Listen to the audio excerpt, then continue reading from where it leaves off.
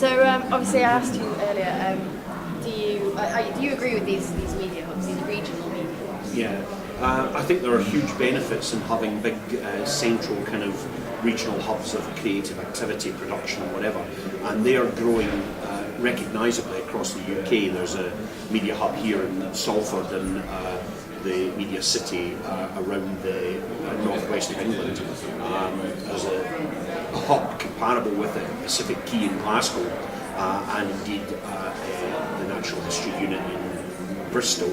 And growing up as well, a kind of hub around the Titanic Quarter in Belfast, where Game of Thrones is currently being shot and edited. And these kind of big scaled centres of regional production activity, I think, are hugely valuable. If I've scepticism about it, it's actually to do with the nature of single authorship and talent. I think that some of the best production that's happened in the UK is because of individual creatives, sometimes working far away from the centres of big production. An example might be somebody like Shane Meadows, who was born in Uttoxeter, grew up in the Nottingham area, and through his own persistence and idiosyncratic sort of passion for British youth culture and whatever, has created great dramas, great films and all the rest of it, and he's never lived in what you might call a regional hub. And so for that reason, I think we've got to make sure that we don't believe that everything can be answered by scale, because actual individual talent and authorship is a really important part of the equilibrium of finding quality. So how do you think sort of, like those talents you mentioned, those talents in the middle of nowhere almost, how do they get a chance or an opportunity if they're not near some of these sorts of places? Well, I don't necessarily believe that major regional hubs equate to opportunity. Partly because they're usually based around big broadcast initiatives, and therefore the route of entry of young talent into the industry is many and varied. Somebody who's working, for example, on their own self-shot film, which they're doing on their own back and posting on Vimeo and trying to build up a social media network around it and maybe showing it at festivals, is as legitimate a way of entering the industry as getting a runner's job for Granada or the BBC or whatever. And there's nothing wrong with all of those things, but we shouldn't imagine that the route to entry in the industry is based on real estate. If you live near this building, you're talented. If you don't, you're not. I just don't buy that. Yeah. Obviously, there's a big focus on this festival this year on next generation, on people like that, and finding that talent. Yeah. Do you think? Why do you think that the festivals come here? Yeah. And focused on that? Why do you think it's in Media City and Salford University? Well, the conference itself has a very long tradition of being based in here, which has its legacy back to the power that Granada television has exerted and once exerted in the ITV network, and due to the influence of the kind of people that worked at Granada television in the 80s and 90s, the festival kind of emerged out of that, and actually out of a happy alliance, as it were, between a broadcaster and a university, which at the time was relatively uncommon in television. It's much more common now that television has stakeholder partnerships with universities. At that time, that was not as common, and so Salford University and Granada television's staff created this conference, which was really about looking at how nations and regions, the term that was used, that producers based in nations and regions could exert more influence on broadcast policy. That was its kind of main aim, and it grew out of a kind of, if you like, northwest regionalism, and that just grew and manifested itself. And now, of course, since the Media City complex here at Salford has grown and mushroomed, and Salford University has a base here, and it's right next to the BBC and across the river from where Coronation Street's going to be based, then you see the synergies of that coming alive. I think to some extent the conference has to always try to find ways of reinventing itself as the industry reinvents itself. So how do you think the festival has changed? And do you think like technology has had an impact on it? Yeah, I mean, I think there's no question that some of the big changes are that it used to be quite a policy-obsessed conference, which is interested if you are very interested in the kind of political mechanisms of why changes to the law happen. But I think if you're a creative, that feels more of a kind of boring subject. I think that creatives want to be engaged in the act of making or imagining, shaping or whatever. And so there's always a wee bit of a tension, I felt, between policymakers and individual talent. And to some extent the conference needs to find ways of cohering those people who are not the same by any means, they don't think the same. And I think that there's another thing, which is that technology itself has changed quite radically, just in terms of how you can distribute content and communicate with audiences and all the rest of it.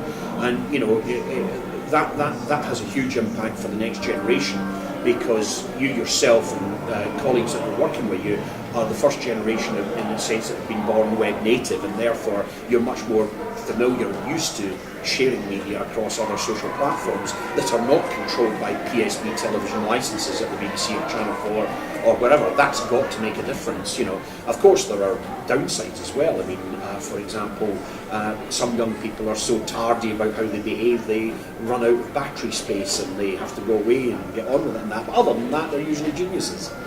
Excellent. So what do you think of Media City? Are you a fan? What do you think the opportunities are like? Do you know what? I quite like Media City.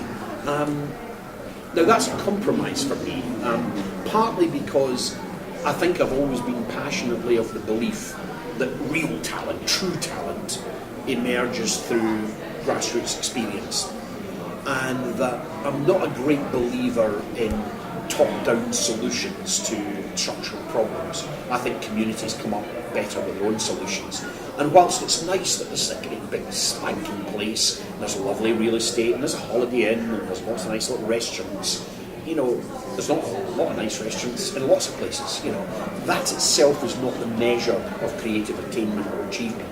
What actually really matters is when this precinct of this creative community, this hub, if you like, starts to produce stuff that's measurably of this place, that had not been thought of before and was not part of a relocation strategy from the BBC, or was not a shift from Granada to a different part of town. It's what next, what's new, give us the big shows of the future. So you mentioned about getting experience, this grassroots experience. Do you not think places like this can provide us with experiences? I mean, obviously personally I found being here that I've gained a lot more experience in meeting people like you. Yeah. Do you think that's yeah, possible? no, I think there's no question that that's a really important thing, and you're probably very lucky actually in terms of your student experience, that it's not that common even now that a university is so closely integrated with a professionalised production community.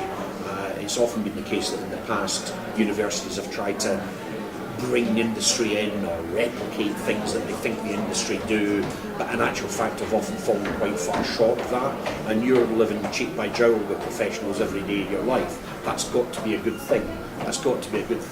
But the acid test of that is, what do you do with that experience? And the acid test of that is, do you just simply become another person that made 45 grand a year in broadcasting, or do you make content that really makes an impact on British society? They're two different futures, you choose.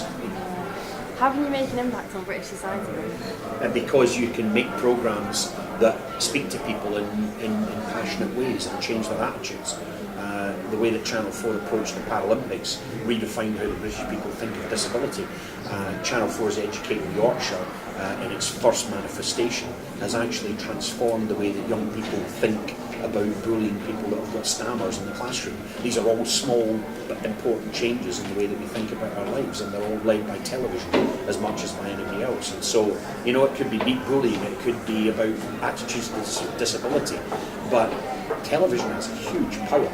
Probably a much greater power actually than some web platforms, because it gets into people's homes, and there's still quite a lot of shared experience in television, and some of the big shows on television. If you take something like Fresh Meat, this might be a surprise to you, but Fresh Meat is a comedy show, and we have Fresh Meat House, which is the web version of it. I've worked really, really hard on Fresh Meat House to make sure that it's actually a guide to young people in their first 2 years at university about how to manage the quite difficult things about what personality will I convey to people, what narrative will I give them about what I am as a person, what will I tell them about my past, will I dump my pals from school, or are they still an important part of my life? These are life skills that actually a comedy show can teach you. So it's not about actually just about being serious factual.